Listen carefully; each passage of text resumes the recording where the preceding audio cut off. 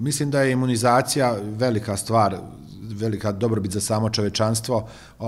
i da je mnoge bolesti iskorijenila. Nažalost, dešava se da zbog manjeg obuhvata vakcinacijom u zemljama u regionu prije svega, ali će se to svakako desiti i kod nas, a vidjet ćemo u kojem omjeru, ćemo imati slučajeve, recimo morbila i pertusisa, bolesti koje su maltene bile iskorijenjene i gdje je Svjetska zdravstvena organizacija još 2014-2015 donijela jednu strategiju po pitanju iskorenjivanja tih bolesti. Nažalost, obuhvat vakcinacije je takav da ne daje mogućnost iskorenjivanja tih oboljenja, ali ono što je važno za reći je da se građani mogu odlučiti da vakcinišu, odnosno dovakcinišu svoju djecu i da ako su propustili određene vakcine, da ih pozivamo, apelujemo da se jave u domove zdravlja i da ako nisu već vakcinisali u cijelosti, da vakcinišu u cijelosti, ali ako su vakcinišali djelimično, da vakcinišu u potpunosti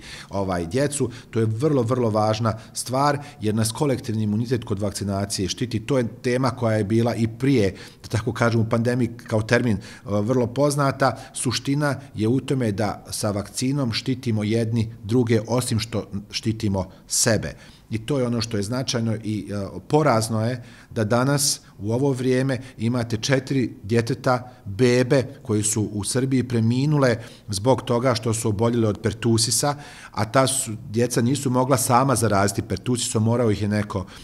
neko zaraziti. To su porazne činjenice da imate blizance koji se nalazi smješteni u bolnici. 2/3 slučajeva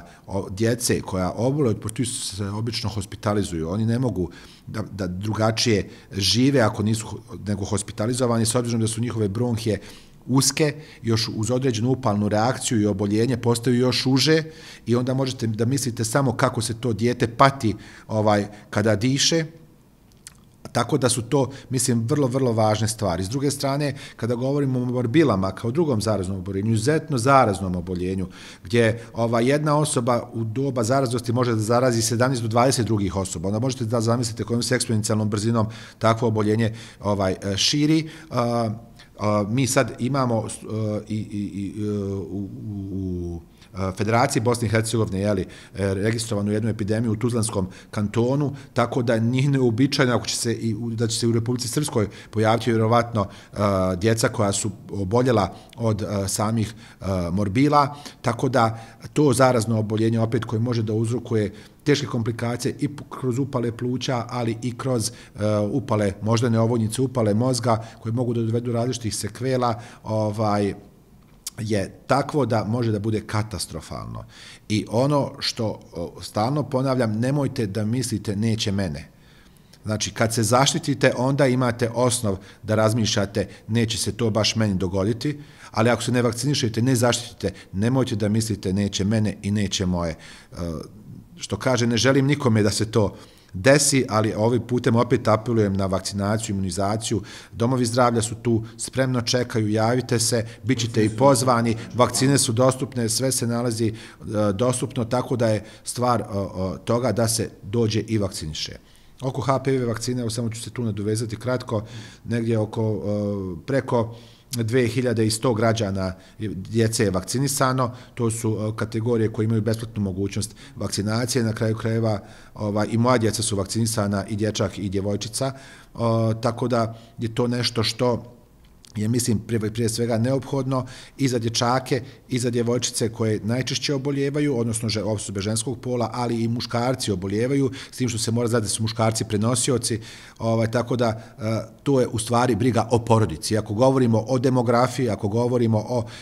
stopi fertiliteta žena u Republici Srpskoj, ako govorimo o mogućnosti uopšte rađanja, onda moramo da imamo na umu HPV vakcinaciju kao nešto što definitivno pomaže u svemu tome, a o tome vam mogu mnogo više govoriti, govore sami ginekolozi i akušeri, tako da je to vrlo važna priča i sa aspekta opstanka nas je, opstanka generalno nacije, i zbog tog vakcine na neki način i jesu svakako tu. Ova godina i dalje ćemo se baviti preventivno promotivnim aktivnostima. Ministarstvo ide u pravcu imenovanja jednog naučno-stručnog savjeta po pitanju ishrane, multidisciplinarnog jednog tima, gdje ćemo svakako razgovarati na temu adekvatne ishrane prije svega djece, ali i odraslih, i to je nešto što ćemo sa Institutom za javno zdravstvo i drugim akterima u cijeloj toj priči, a interdisciplinarno veliko je to jedno tijelo, gledati kako i na koji način da upotpunimo ovaj svakako segment. Tako da dosta promotivno-preventivnih aktivnosti će biti koje ćemo raditi u kontinuitetu i kroz institucije, kroz našim partnerima, nekim od nevladnih organizacija koje su aktivne na ovom polju, tako da očekuje nas uvijek dosta posla. To je nešto što je uobičajeno svakako za ovo ministarstvo.